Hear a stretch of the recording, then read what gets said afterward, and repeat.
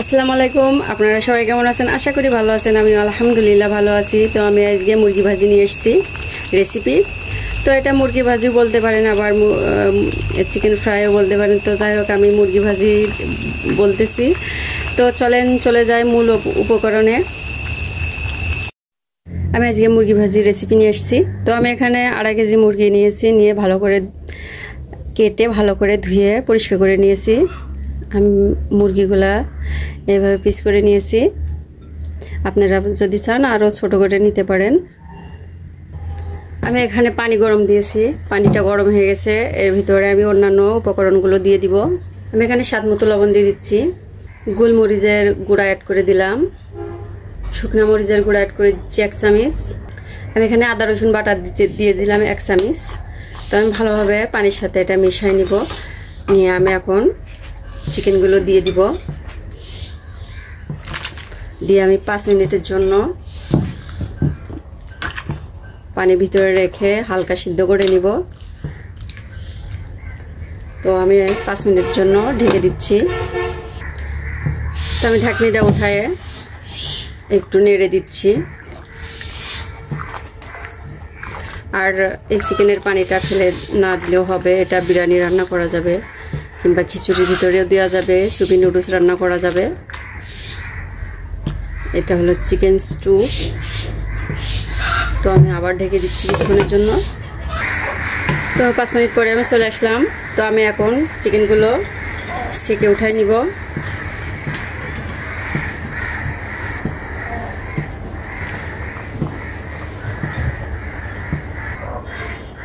তো আমি চিকেনগুলো এখন মেখে রেখে দিব 20 মিনিটের জন্য। তো আমি এখানে 1 চামচ লবণ দিয়ে দিচ্ছি, শুকনো মরিচের গুঁড়া অ্যাড করে দিচ্ছি 1 চামচ, গোলমরিচের গুঁড়া অ্যাড করে দিচ্ছি 1/2 চা চামচ, মাংসের মশলা দিয়ে দিচ্ছি 1 চামচ, ধনিয়ার গুঁড়া দিয়ে দিচ্ছি 1/2 চামচ, আদা রসুন বাটা 1 চা চামচ দিলাম, টমেটো সস দিয়ে দিচ্ছি 1 চামচ, চিলি সস দিয়ে দিচ্ছি 1 চামচ। তো এগুলো সসগুলো আমার বাসায় বানানো। আমি এখানে সয়া সস অ্যাড করে দিচ্ছি। আমি এখানে সরিষার তেল অ্যাড করে দিচ্ছি। আমি সবগুলো উপকরণগুলো ভালোভাবে মেখে নিব চিকেনের সাথে।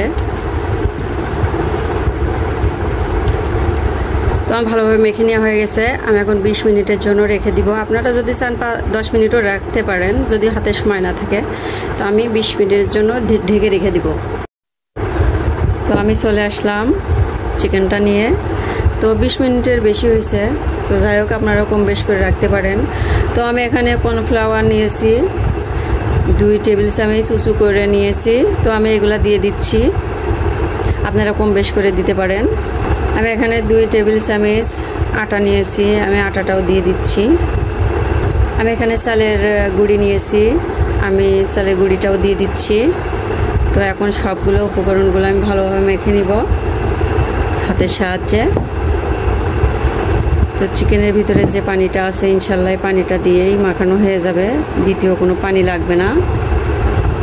তো আমি ভালোভাবে হাতের সাহায্যে মেখে নিচ্ছি। এভাবে রান্না মুরগিটা ভাজি করলে অনেক ভালো লাগে। আমি একবার করছিলাম, তো আপনাদের কাছে এমনি শর্ট দিছিলাম। তো আজকে ফুল ভিডিওটা আমি দিচ্ছি। এটা যে তা বলে, ভাজিও বলে, তা আমি মুরগি ভাজি বললাম।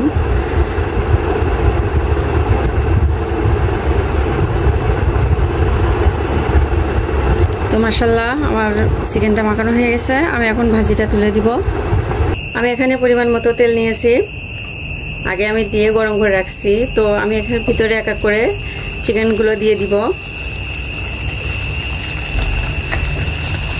আমি চুলার আঁচটা একটু আস্তে দিছি, তাছাড়া নিচে পুড়ে ধরবে।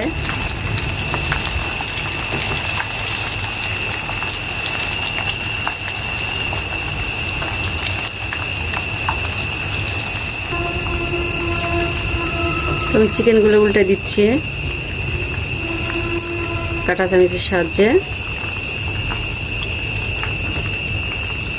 আমি সবগুলো চিকেন উল্টে দিয়েছি। তো আমি সব আস্তে আস্তে ভেজে নিয়েছি। আমি এখন উঠাই নিচ্ছি চিকেনগুলো।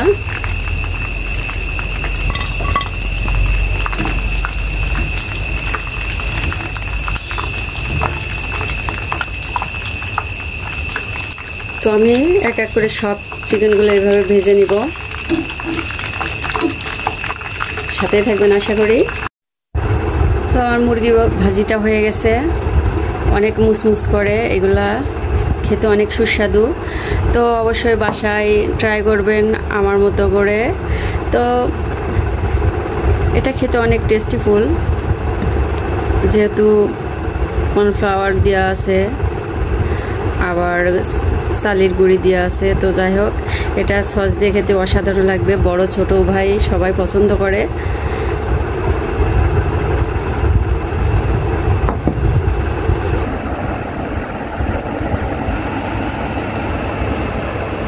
তো সবাই ভালো থাকবেন, সুস্থ থাকবেন। আসসালামু আলাইকুম, আল্লাহ হাফেজ।